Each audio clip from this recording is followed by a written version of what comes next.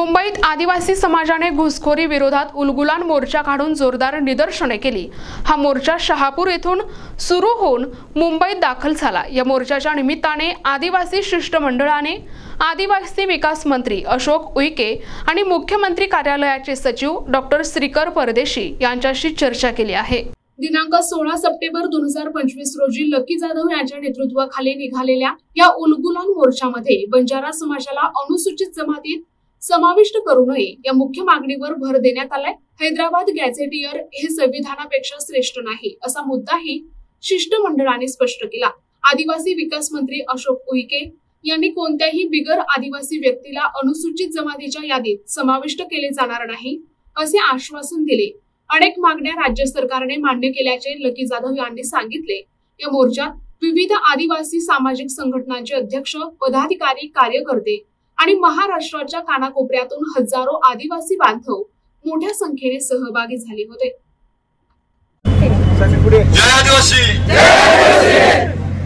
आज आपण शहापूर पासून दिनांक 14 रोजी आपल्या आदिवासींच्या उलगुलान मुंबई मंत्रालयावरती धडकणार होतं, परंतु ते उलगुलान आपल्या मंत्रालयावरती धडकलं। त्या जातीवादी मनवादी केंद्राच्या खात्रीच्या सरकारच्या छातडावरती बसलं, त्याला झुकावं लागलं।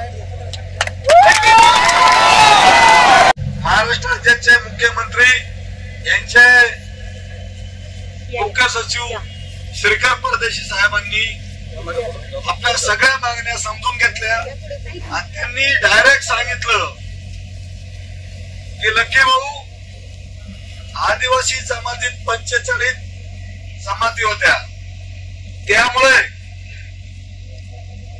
त्याच्यातून 47 जमाती होत्या, त्यातून 2 नामशेष झालेल्या, आता 45 जमाती आहेत। त्या महाराष्ट्रातील आदिवासी जमातीमध्ये न धनगरांना आरक्षण मिळणार आहे, न बंजाऱ्यांना आरक्षण मिळणार आहे।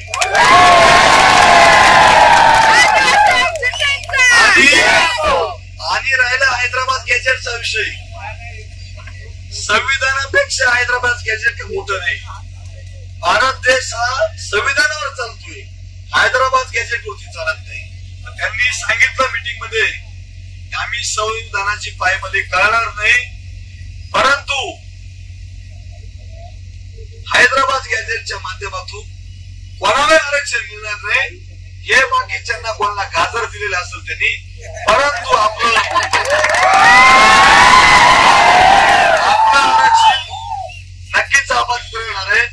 तरी तुम्हाला सांगतो, आपण झोपून चालणार नाही, आपल्याला जागृत राहावं लागणार आहे। आज या तुमच्या लढाईमुळे सरकारला झुकावं लागलंय, या तुमच्या लढाईमुळे या गेंड्याच्या कथिरीच्या सरकारला तुमच्या पाया पडावं लागले। त्यामुळे तरी पण यांच्यावर विश्वास ठेवण्याच्या लायकीचं सरकार नाही।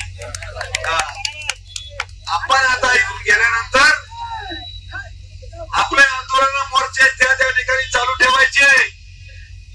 जर कोणी विरोध करत असेल त्याला विरोधाला विरोध करत राहायचा, आदिवासी पेटला त्याला विसू द्यायचं नाही। अरे संविधान जिंदाबाद, आणि जर आपण सुस्तारासारखं झोपलो, हे मनवादी सरकार, जातीवादी सरकार, गेड्याच्या खात्रीचं सरकार रात्रीतून काही करू शकतं, त्यामुळे याच्यावर विश्वास ठेवायचा नाही। प्रतिनिधी जपार तडवी, NTV न्यूज मराठी, मुंबई।